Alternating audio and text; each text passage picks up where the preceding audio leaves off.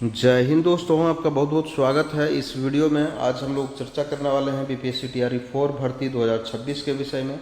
इसमें आपको जानकारी मिलेगी कि कुल पदों की संख्या कितनी है, कुल रिक्तियां जो वर्गवार है 1 to 5, 6 to 8, 9, 10, 11, 12 में कितनी है, वेतनमान क्या रहने वाला है ना।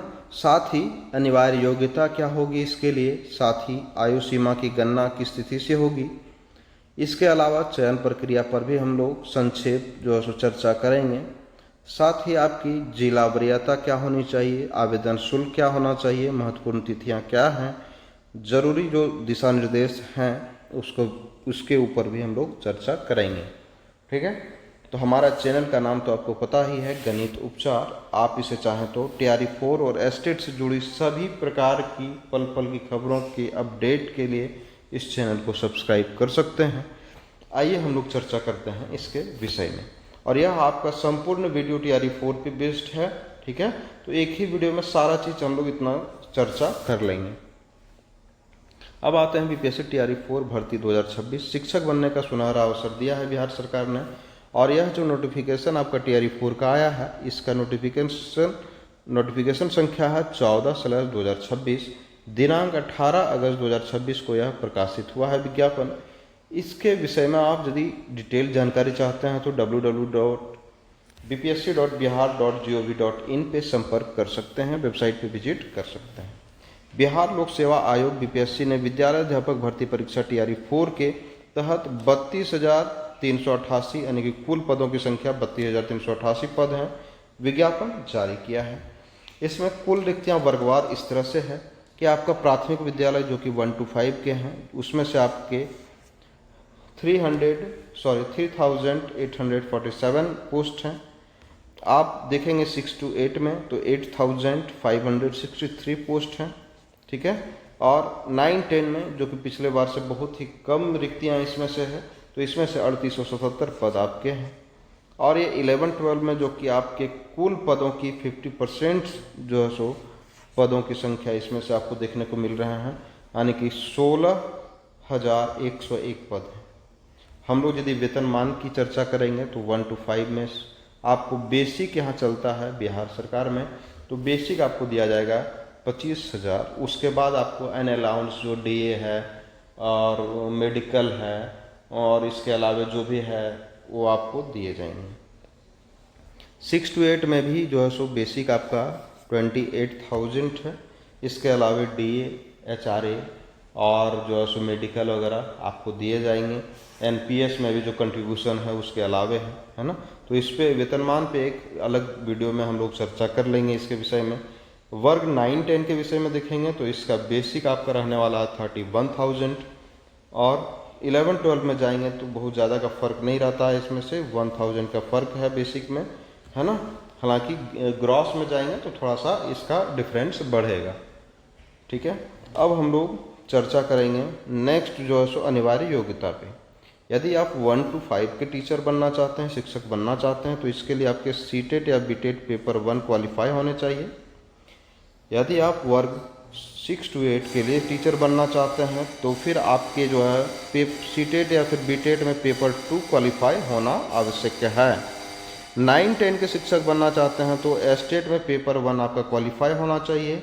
11-12 के टीचर बनना चाहते हैं तो एस्टेट आपका पेपर 2 क्वालिफाई होना जरूरी है। ठीक है, एनसीटी या आरसीई द्वारा निर्धारित जो शैक्षणिक या प्रशैक्षणिक योग्यता भी अनिवार्य होगी, है ना। यानी कि आप बीएड रहेंगे तभी तो जो है एस्टेट का फॉर्म फिलअप करेंगे, और डीएलएड या फिर जो भी है आपका रहेगा तभी तो आप सीटेट का भी फॉर्म फिलअप कर पाएंगे। तो ये सब जो शैक्षणिक प्रशैक्षणिक योग्यता है वो सब भी जरूरी रहता है। अब हम लोग चर्चा कर लेते हैं जो एज कट ऑफ होता है, आयु सीमा जो होता है, एज लिमिट, उस पर चर्चा करते हैं। तो कट ऑफ आपका 1 अगस्त 2026 जो है सो है। ठीक है, आपका जो उम्र का गणना हो जाएगा 1 अगस्त 2026 को आप कितने वर्ष के हो रहे हैं। ठीक है, कम से कम आप यदि प्राथमिक या मध्य विद्यालय के शिक्षक बनना चाहते हैं तो 18 वर्ष आपके पूरे हो जाना चाहिए 1 अगस्त 2026 को, अन्यथा आप इसके लिए एलिजिबल नहीं होंगे।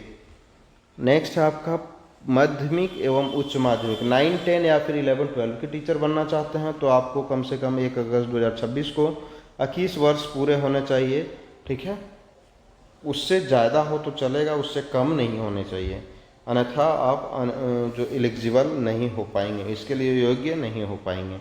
नेक्स्ट है आपका अधिकतम आयु सीमा, जो कि अनारक्षित पुरुष के लिए है। तो यह यानी कि जनरल मेल के लिए आप देखेंगे तो इसकी आयु सीमा 37 ईयर्स है, ठीक है। और इसमें फीमेल जो है सो अनारक्षित महिला में देखेंगे तो इसकी आयु सीमा 40 ईयर्स है। SC/ST में किसी भी जो है सो आप देखेंगे तो आयु सीमा मेल हो या फीमेल हो, दोनों की आयु सीमा 42 वर्ष निर्धारित की गई है, ठीक है। तो इस तरह से आपका एज लिमिट रहने वाला है। चयन प्रक्रिया पे हम संक्षेप में चर्चा करते हैं। तो चयन प्रक्रिया आपका है कि PT प्लस मेंस दोनों ही होने वाले हैं, ठीक है। और इसमें से आपके जो हैं अंक रहने वाले हैं 150 अंक के PT होगी, 2 घंटे की परीक्षा होगी आपकी। ये सिर्फ क्वालिफाइंग नेचर का होगा, इस वजह से ये पहली बार हो रहा है, इस वजह से ज़्यादा टेंशन लेने की आवश्यकता बिल्कुल नहीं है, ठीक है। इसको मार्क्स, इसका जो मार्क्स होगा मेरिट में नहीं जुड़ेगा, ठीक है। मुख्य परीक्षा पे हम लोग चर्चा करते हैं तो ये आपके 150 ही अंक के होंगे। समय भी आपके 2 घंटे निर्धारित किए गए हैं, और जो फाइनल मेरिट बनेगा इसी पे ही बनेगा, ठीक है। तो सिर्फ मेंस के मार्क्स से ही बनेगी फाइनल मेरिट, इस बात को ध्यान में रखना है। हर एक प्रश्न में जो है सो 5 विकल्प दिए होंगे PT में आपके, ठीक है। मेंस में भी, PT और मेंस दोनों के लिए है, तो 5-5 विकल्प दिए हुए रहेंगे। एक सही उत्तर चुनना है। यदि आपको उत्तर नहीं देना है तो ऐसा नहीं कि पिछले जो एग्ज़ाम आप दे रहे होंगे तो उसको स्किप कर देते थे हम लोग, उसको आंसर को टिक नहीं करते थे, लेकिन इस बार एक नया नियम लागू हुआ है कि आपको यदि उत्तर नहीं देना है तो विकल्प E का चयन कर लेना है ना। तो विकल्प E का चयन से माना जाएगा कि आपने किसी भी जो है ऑप्शन को चूज नहीं किया है, यदि आप विकल्प E चुनते हैं तभी। यदि आप नहीं चुनते हैं तो आपको माना जाएगा कि आपने जो है सो वो अटेम्प्ट लिया है और आपके 1/3 मार्क्स नेगेटिव काट लिए जाएंगे, ठीक है। तो आपको उत्तर नहीं देना है तो विकल्प E जो है सो चुनना अनिवार्य है, कंपलसरी है। गलत उत्तर या फिर जो अनआंसर्ड है E चुनने पर भी आपको 1/3 नेगेटिव मार्किंग लगेगी, ठीक है। तो यह भी नया नियम है एक, कि गलत उत्तर चुनते हैं या फिर अनुत्तरित या फिर E चुनने पर भी आपको 1/3 नेगेटिव मार्किंग लगेगी। इस पर भी हम एक डिटेल चर्चा करेंगे एक वीडियो में कि आप कैसे उसको चुनें, कैसे ऑप्शन को एलिमिनेट करें, है ना। तो उस पर भी हम चर्चा करेंगे किसी वीडियो में। इसमें से कोई इंटरव्यू यानी कि कोई साक्षात्कार नहीं होना है, ठीक है। कोई भी अभ्यर्थी अधिकतम जो है सो 5 बार परीक्षा में भाग ले सकता है, 5 बार से अधिक भाग नहीं ले सकता है। जिला वरीयता, आवेदन में अधिकतम 38 जिलों का विकल्प देना होगा, ठीक है। नियुक्ति उन्हीं जिलों में मिलेगी जिनका विकल्प दिया गया है, ठीक है। यदि आप विकल्प नहीं देते हैं तो उन जिलों में आपकी नियुक्ति नहीं होगी। आवेदन शुल्क की चर्चा करेंगे तो सामान्य शुल्क जो है सामान्य बच्चों के लिए 100 रुपये है, और बायोमेट्रिक फ़ी 200 रुपये है। यदि आपका आधार नहीं है तो अभी तो सबका आधार है तो सिर्फ 100 रुपये लगेंगे, जिसका आधार नहीं है उसको 200 रुपया फ़ी देना होगा। महत्वपूर्ण तिथियों की बात करेंगे हम लोग तो आवेदन प्रारंभ आपका 1 सितंबर से हो रहा है और आवेदन की अंतिम तिथि आपका 30 सितंबर होने वाला है। तो यह आपकी महत्वपूर्ण तिथियां हैं। पेमेंट करने का लास्ट डेट जो है सो 29/9/2026 रहने वाली है, तो इस बात को भी आप ध्यान में रखेंगे। तो जल्दी से जल्दी फॉर्म को फिलअप कर लेंगे TRE-4 के लिए, ठीक है। यदि आप शिक्षक बनना चाहते हैं, यदि आपके मन में इच्छा है कि नहीं हम भी बच्चों को पढ़ाएं, तो नेक्स्ट हम लोग चलते हैं आगे। तो ज़रूरी दिशा निर्देश यह है कि आवेदन केवल ऑनलाइन ही मान्य होगा, ऐसा नहीं कि ऑफलाइन आपने आवेदन लिखा और कार्यालय में ले जा करके जमा किया, तो ऐसे नहीं चलेगा। नेक्स्ट आपके कि OTR के थ्रू से यानी कि 1 टाइम रजिस्ट्रेशन अनिवार्य है, जो कि आपका ऑनलाइन वेबसाइट www.bpsc.bihar.gov.in पे होगा। नेक्स्ट आपका कि डिजी लॉकर से डॉक्यूमेंट अपलोड ज़रूरी है, डिजी लॉकर से डॉक्यूमेंट अपलोड करना ज़रूरी है।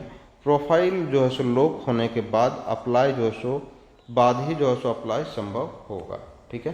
तो ये सभी महत्वपूर्ण जानकारियाँ थी, और आप हमारे चैनल को सब्सक्राइब कर सकते हैं ताकि ऐसी ही महत्वपूर्ण जानकारियाँ आपके साथ शेयर कर सकें।